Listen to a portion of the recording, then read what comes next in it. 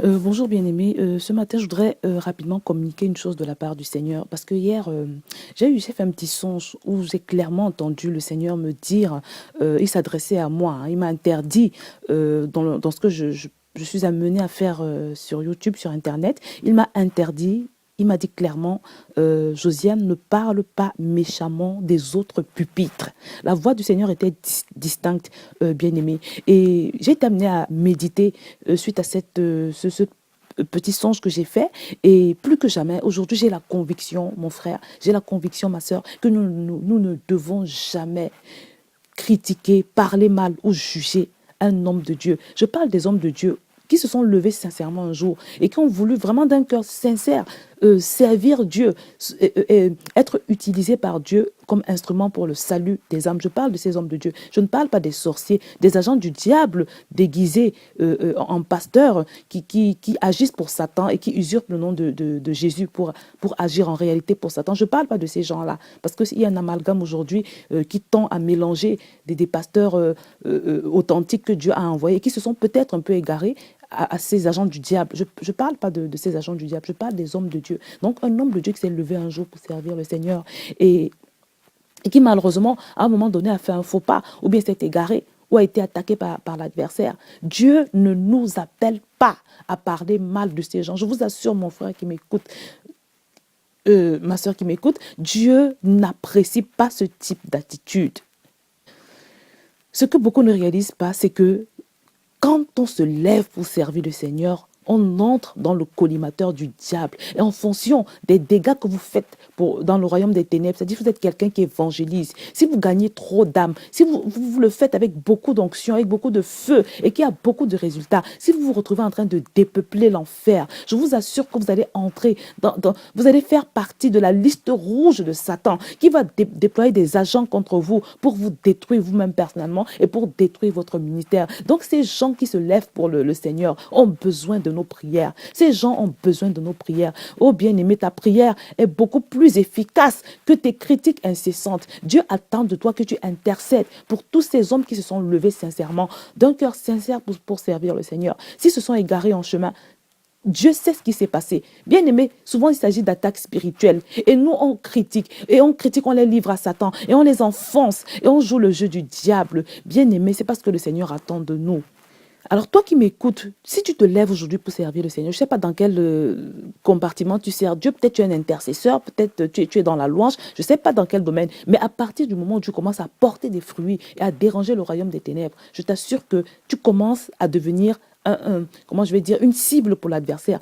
Le jour où ton ministère va commencer à porter beaucoup de fruits, le jour où tu vas commencer à troubler réellement l'enfer, toi-même tu ne sais pas à quelle sauce tu vas être mangé, mon frère. Tu ne sais pas à quelle sauce tu vas être mangé, ma soeur. Donc c'est pas la peine de juger ceux qui sont en train d'être attaqués par l'adversaire, quelle que soit la nature de cette attaque.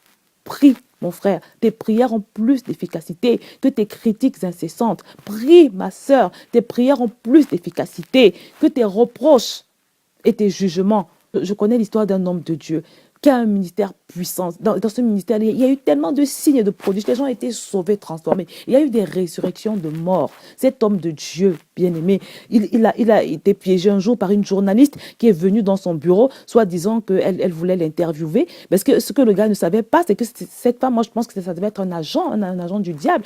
Avec, vous savez, les gens qui ont des esprits de séduction, qui est venu dans son bureau. Elle avait pour mission de le faire tomber. Et malheureusement, ce jour-là, apparemment, je ne sais pas dans quel état il était. Il est tombé dans le piège et il s'est retrouvé à coucher avec elle dans le bureau. Et le pire, c'est que elle avait fait venir des caméras. Et voilà, quand ils ont fini, ils se retrouvaient nez à nez avec toute une bande, un groupe de caméramens qui étaient dehors, qui attendaient et qui l'ont filmé. Cet homme a eu le plus grand scandale de toute sa vie. C'est pour vous dire, bien-aimé, que Satan planifie ta chute de manière sûre une fois que tu te lèves pour le Seigneur et surtout une fois que tu commences à porter des fruits, à déranger son royaume. Alors ne soyons pas là à juger. Dieu vous invite à ne pas critiquer, à ne pas juger, parce que vous ne savez pas ce qui se cache derrière la chute d'un homme de Dieu. Dieu nous appelle à prier, Dieu nous appelle à intercéder. Intercédons pour que les gens que Dieu envoie puissent être fidèles. Ce n'est pas une chose facile d'être fidèle à la mission que Dieu donne. Ce n'est pas quelque chose de facile. Ces gens ont besoin de nos prières. Arrêtons de critiquer et de juger, mais prions, parce que c'est une chose qui sera plus efficace, qui sera plus agréable à Dieu. Alors, ce que je veux préciser, c'est que bien aimé, quand cet homme-là est tombé comme ça dans le péché avec cette journaliste qui était venue le piéger dans son bureau, alors la chose s'est passée aux États-Unis. Donc, les journalistes sont partis voir l'évangéliste Billy Graham parce qu'il est très célèbre, il a une grande renommée aux États-Unis. Ils ont demandé à Billy Graham, ils lui ont dit, mais regarde ce que ton collègue pasteur a fait. Qu'est-ce que tu penses de ça, hein? Vous qui dites que vous êtes saint et tout ça. Billy Graham, on dit que Billy Graham, nous, il a commencé à pleurer. Il a baissé la tête. Et quand il a relevé la tête, il a dit à ces gens, si ça lui est arrivé à lui, c'est que ça pouvait m'arriver à moi aussi. C'est le seul commentaire que Billy Graham a fait. Bien aimé, je me suis dit, Seigneur, quelle humilité, un grand homme, un évangéliste comme Billy Graham. Il aurait pu le dénigrer, il aurait pu le critiquer, il aurait pu l'enfoncer, il aurait pu le vomir, il aurait pu le rejeter aux yeux de ces journalistes. Mais regardez l'humilité de l'homme. Billy Graham a répondu, si ça lui est arrivé à lui, à ce grand homme de Dieu-là, c'est que ça peut m'arriver aussi à moi. Bien aimé, comparez, où sommes-nous aujourd'hui? Regardez aujourd'hui les enfants de Dieu.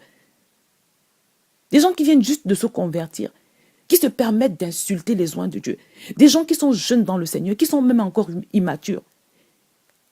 Ils vont dans les médias et ils se permettent de traîner les hommes de Dieu, les oins de Dieu dans la boue. Un homme d'expérience, un homme de renommée comme Billy Graham a été interrogé au sujet du péché qu'un pasteur avait commis. Billy Graham a dit, il a pleuré, il a baissé la tête, il a dit, le cœur attristé, si ça lui est arrivé à lui, c'est que ça pouvait m'arriver à moi aussi. Bien aimé, je vous invite à suivre l'exemple d'un homme comme celui-là. Soyons humbles. Soyons humbles et soyons remplis d'amour. Manifestons l'amour, la compassion. Mettons-nous à la place des autres. Ayons le cœur de Dieu. Ayons le cœur humble. Ayons un cœur humble. Soyons prudents. Et comme je l'ai dit, prions. Prions, prions, prions. C'est la chose la plus efficace que nous puissions faire. Parce qu'on peut faire toutes sortes de commentaires, de discours. Ça ne changera jamais rien. Au contraire, tout ce qui n'est pas fait dans la prière n'est pas fait du tout. N'oublions pas cela. Tout ce qui n'est pas fait dans la prière, que ce soit en ce qui concerne les pasteurs qui tombent ou d'autres choses dans nos vies, on peut faire tout ce qu'on veut, on peut avoir toutes sortes de débats, de discussions. Mais si on ne prie pas, on peut considérer qu'on n'a rien fait. Alors pour étayer ce que je suis en train de dire, je vais prendre un autre exemple. J'ai fait un autre petit songe parce qu'un jour je demandais quelque chose au Seigneur par rapport à mon ministère et le Seigneur m'a montré une sorte dans une sorte de vision. C'était comme un film et où j'étais projetée dans ce que je demandais au Seigneur. Et là, j'ai vu une grosse flèche enflammée arriver vers moi. Et j'entends la voix de Dieu me dire que voilà ce qui va t'arriver si je te positionne là où tu veux que je te positionne. Et ce que j'ai compris en tout cas, c'est que Dieu était en train de me dire que je n'avais pas encore la stature adéquate, je n'avais pas la carrure adéquate pour évoluer là où je voulais que le Seigneur me positionne. Donc des fois, bien aimé, le travail ou le ministère qu'on accomplit correspond à une certaine stature, à une certaine carrure que tous n'ont pas. Des fois, il y a des gens qui se précipitent pour faire des choses, alors que ce n'est pas encore le bon moment, ce n'est pas encore le temps du Seigneur. Et là, ça peut valoir des flèches. Et ce que je veux vous faire comprendre, c'est que Satan envoie des flèches enflammées. Je vous assure, Satan travaille pour faire tomber les hommes de Dieu. Satan travaille dur pour faire tomber les hommes de Dieu, pour faire tomber les serviteurs, pour faire tomber les chrétiens, les enfants de Dieu. Nous ne devons pas perdre cela de vue. Satan existe et il est là pour te déstabiliser, il est là pour t'égarer, il est là pour t'éloigner de Dieu, pour éloigner le chrétien de Dieu. Il est là pour faire tomber les pasteurs. Il est là pour que les scandales éclatent. Arrêtons de jouer le jeu du diable, mais intercédons, combattons ce diable-là, traitons le problème à la racine et nous serons plus efficaces pour l'œuvre de Dieu, nous serons plus efficaces pour le royaume de Dieu. Bien-aimé, que le Seigneur te bénisse.